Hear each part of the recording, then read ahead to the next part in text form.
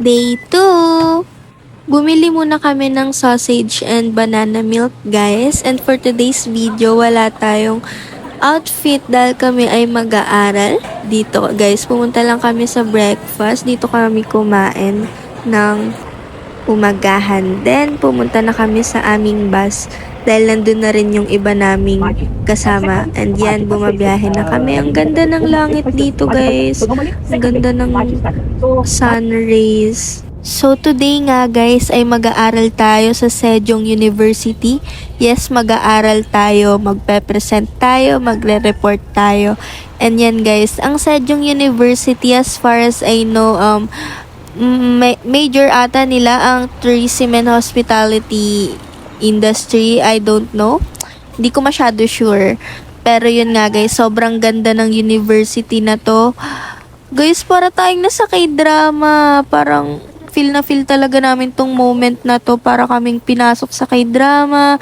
Yun yung lagi kong sinasabi nung nandito kami sa Korea, guys. Kasi yun talaga yung mafe-feel mo. Para ka talagang pinasok sa K-drama. Ang daming oppa, ang daming Koreano, char.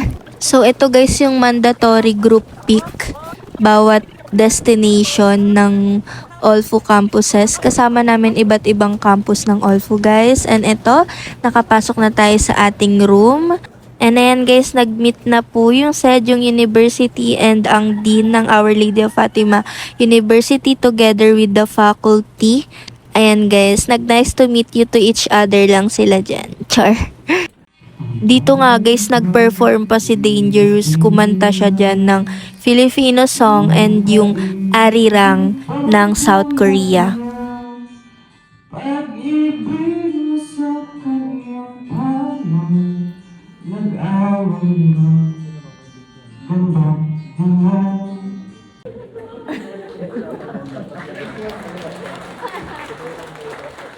Eto guys, lumabas kami kasi itutour kami sa buong campus. Pumunta kami guys, umikot kami, pumunta kami sa mga cherry blossoms. Eto guys, natatawa ako kasi nakatingin silang lahat dyan, no, kay Oppa. Tapos si ma'am, inunahan kami, umupo na siya sa tabi na char.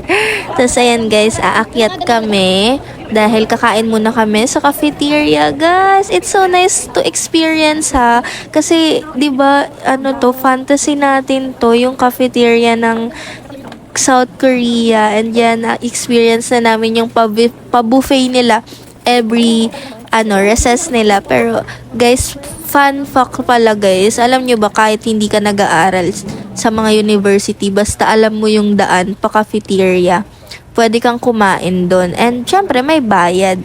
Ayan guys, nag-Starbucks lang kami. Kinuha ko yung, nila guys, limited na drinks ng Seoul, South Korea. Kasi, syempre, wala yan sa Pilipinas. And ito guys, pumunta lang muna ako dito kasi inaantok ako sa room. Kaso reporting na daw.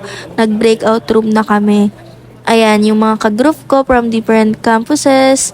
And naghahanda na kami, and yes, nag-report na, and then in-announce yung mga napili bawat group, and syempre napili kami, and nagkaroon kami ng award, syempre, no, kami pa ba. Tapos yan guys, uwian na ata to. Yung mga time na to guys, mapapaisip ka na lang kung lilipat ka na ba dito. Char, kala mo naman. Pero ang sarap mag-aral dito guys sa South Korea. Parang ang gagawin nyo lang talaga is mag-aral. Ang sinabi sa amin ng tour guide namin is hindi daw sila tinuturuan ng mga gawaing bahay dito, yung mga bata dito. Pinag-aaral lang talaga. Dapat aral lang kasi competitive talaga sila guys. Tapos, kailangan number 1 sila.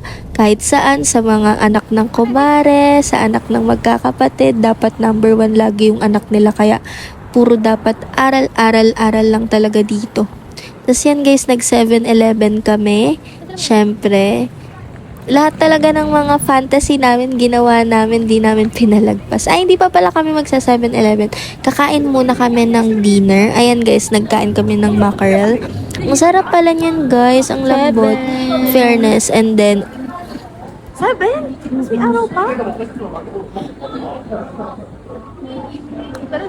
7 p.m. guys.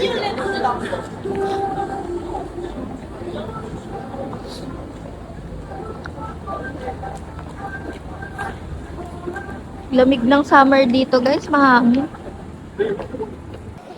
Eto na, nag 7-Eleven na kami. Syempre, anong bibilin? Yung banana milk. And binili ko rin pala yung grapes na candy, yung trending, guys. Naglakad-lakad lang kami dito, naghahanap ng paggagastusan. Ayan, naghahanap kami, guys. Tapos may makikita kami dyang magaganda yung damit na binibenta nila. Tapos ang mura-mura lang, guys. Tapos nakabili ako ng isang jorts, tapos isang jersey top na mayroon na rin siyang pangloob.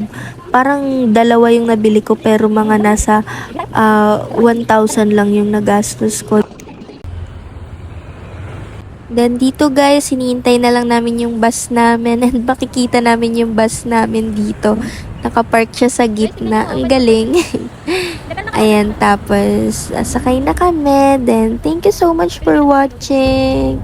Bye! See you sa day 3!